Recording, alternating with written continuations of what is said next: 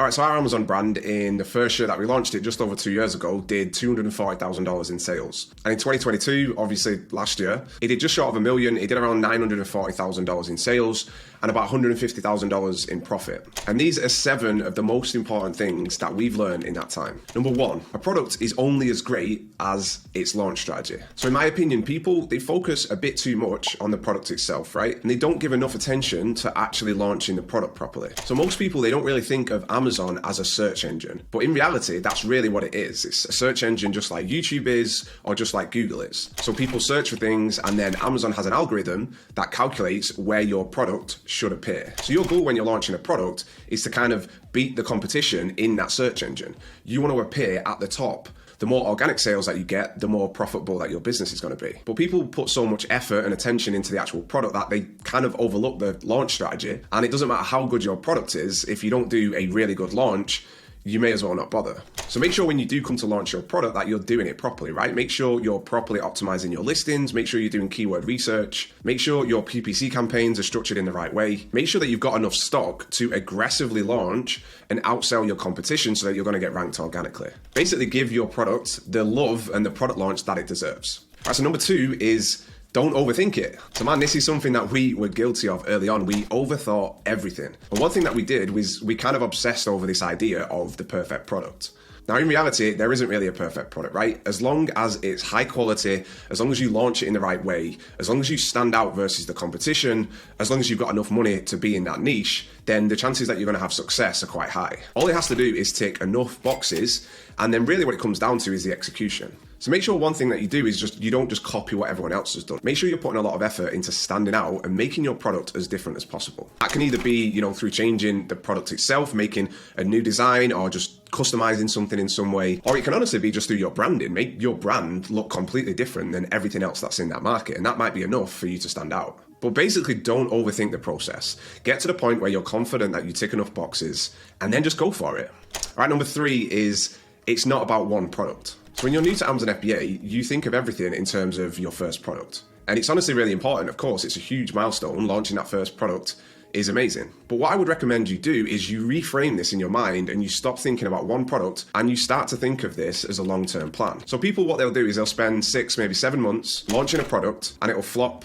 and then they quit. Houston, we have a problem. But if you think about this in like real life business terms, it doesn't really make much sense, right? If you opened a cafe or if you started a marketing agency or a restaurant, you don't do it for 6 months. And if you don't really see much success, you just quit. You do these things for 3, 4, 5, 6 years. So why would you launch one Amazon product and then just give up? The reality is, right, that even top Amazon sellers, even the best in the game, they don't have 100% success rate.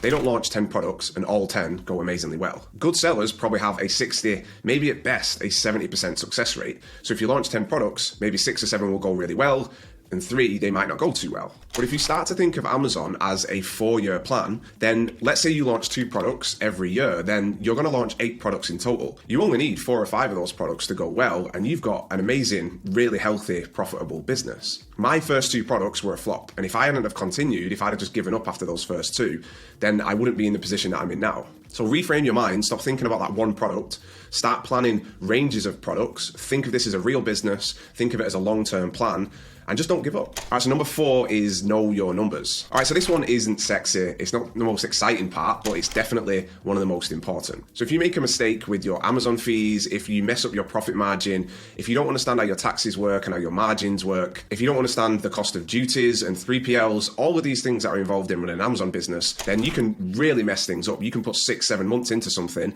and then it's just a disaster because you've not really considered all of the numbers properly. So basically, triple and quadruple check everything. Go and do a basic accountancy course. Learn how to read a profit and loss statement. Make sure that you're coming into this prepared. If you're not a numbers person, which I admit that I'm not, then just practice it. Honestly, it's not that difficult, but doing this from the very beginning is going to help you out a ton as you move forward. Basically, just know your numbers. Trust me, it's very important. And number 5 is know your customer inside out. Now, this is one that you're probably sat there thinking, and most people do, well, of course I know who my customer is. People think that they've done research. In reality, I don't think most people do. So when you launch a product, right, you should know who that target customer is inside out. You should know what it is they're looking for. You You should know how they speak. You should know exactly what it is that's going to resonate with them, and that's going to get them to trust you and trust your brand. You're competing against hundreds of other sellers that they're going to look at in the same day. If you speak to them on a different level, and if you resonate with exactly what they're looking for in that product, they're going to trust you and they're going to buy from you. So do as much research as you can before you do anything. Look at Facebook groups, look at Reddit, look at Quora, see what questions people are asking. Spend as much time putting together a really clear picture of who your ideal customer is and exactly what it is that they're looking for. And it's going to make everything 10 times easier. All right, so number 6, build beautiful listings. So I still see so many people, they launch a product and the listing is crap. The reality is, right, that it can take work and it takes investment to build a beautiful listing. And it's also a reality that sometimes some people can get away with launching something and the listing isn't amazing and it still does quite well. But in my opinion, you should be striving to build the absolute best listing in your niche. You should be saving as much as you can, and it should be such a huge part of your investment because it's such an important part of the buying decision. When a customer looks at your listing, if your listing is crap and it's low quality, they're not going to trust you.